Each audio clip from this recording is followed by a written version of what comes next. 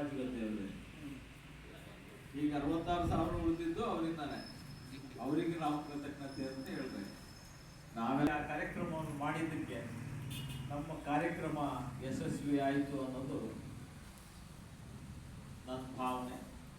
ಇನ್ನುಳಿದಂತೆ ಪ್ರತಿ ವರ್ಷನೂ ನೀವು ಯಾವಾಗಲೂ ಮಾಡಿ ಸಾಹಿತ್ಯ ಸಮ್ಮೇಳನವನ್ನು ಮಾಡೋದು ಗ್ರಾಮೀಣ ಪ್ರದೇಶದಲ್ಲಿ ಮಾಡಿ ಮುಂದಿನ ಸಮ್ಮೇಳನ ಎಲ್ಲಿ ಮಾಡ್ತೀವಿ ಅಂತೇಳಿ ಅವತ್ತೇ ಅನೌನ್ಸ್ ಮಾಡಬೇಕು.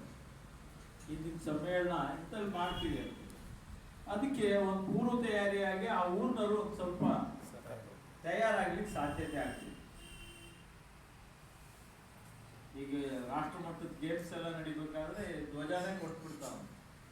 ಇಂಥ ರಾಷ್ಟ್ರದಾಗೆ ನೆಕ್ಸ್ಟ್ ಧ್ವಜ, ಒಲಿಂಪಿಕ್ಸ್ ಆಗಲಿ, ಪೀಕಾಕ್, ಫುಟ್ಬಾಲ್ ಆಗಲಿ, ಇವೆಲ್ಲ ಏನಾಗಿದೆ ಪದ್ಧತಿ ಅದನ್ನು ರೂಢಿ ಮಾಡ್ಕೊಂಡ್ರೆ ನೆಕ್ಸ್ಟ್ ಊರಿಗೆ ನಾವೇ ಒಂದು ಧ್ವಜ ಕೊಟ್ರೆ ಸಂಕೇತವಾಗಿ ಅಥವಾ ಆ ಮನಸ್ಸಿದ್ದವರಿಗೆ ಪ್ರಕಾಶನದ ಒಂದು ವ್ಯವಸ್ಥೆ ಮಾಡಿಕೊಟ್ರೆ ನಮ್ಮ ಕನ್ನಡ ಸಾಹಿತ್ಯ ವೇದಿಕೆ ಬೆಳೀಲಿಕ್ಕೆ ಒಂದು ಅವಕಾಶ ಮಾಡಿಕೊಟ್ಟಂತೆ ಅಂತ ಹೇಳಿ ನಾನು ಭಾವಿಸ್ತೀನಿ. ಅದರೊಟ್ಟಿಗೆ ನಾವು ಸಹ ಎಲ್ಲರೂ ಇರ್ತೀವಿ. ಆ ರೀತಿಯಲ್ಲಿ ಕಾರ್ಯಕ್ರಮ ಆದರೆ ಮುಂದಿನ ದಿವಸದಲ್ಲಿ ಯಾವುದೇ ಊರಿನಲ್ಲಿ ಮಾಡಲಿ, ನಾವಿರಲಿ ಅಥವಾ ತಹಸೀಲ್ದಾರ್ ಈಗ ಮೈಕ್ ಕಳಿಸ್ಕೊಂಡು ಹೊರಡ್ರಿ 2 ಸಾಹಿತ್ಯ ಸಮ್ಮೇಳನಕ್ಕೆ ಸಾಹಿತ್ಯ ಸಮ್ಮೇಳನಕ್ಕೆ ಟೈಮಿಂಗ್ ಇರಲ್ಲ.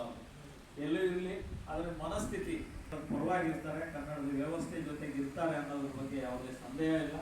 ಮುಂದಿನ ದಿವಸದಲ್ಲಿ ನಾವೆಲ್ಲ ಸೇರಿ ಇನ್ನೂ ಸಹ ಸಿದ್ದಾಪುರದ ತಾಲೂಕಿನ ಕಟ್ಟಕಡೆಯ ಗ್ರಾಮದಲ್ಲೂ ಸಹ ಕನ್ನಡ ಸಾಹಿತ್ಯ ಪರಿಷತ್ತಿನ ಕಾರ್ಯಕ್ರಮಗಳಾದರೆ ಅವರಾಗಿ ಕಲಿತು ಸ್ವಲ್ಪ ಲೇಜಿನೆಸ್ ಜಾಸ್ತಿ ಅಧ್ಯಕ್ಷರಾದವರಿಗೆ ಅಂತ ಕಾಣಿಸ್ತೈತಿ. ನೀವಲ್ಲ, ನಮ್ಮ ಚಂದ್ರಶೇಖರ್ ಅವರು ಭಾಳ ಡಿಲೇ ಮಾಡಿದ್ದಾರೆ ಆ ಲೆಕ್ಕದಲ್ಲಿ. ಸ್ವಲ್ಪ ಅದಕ್ಕೆ ಕ್ರಿಯೇಟಿವ್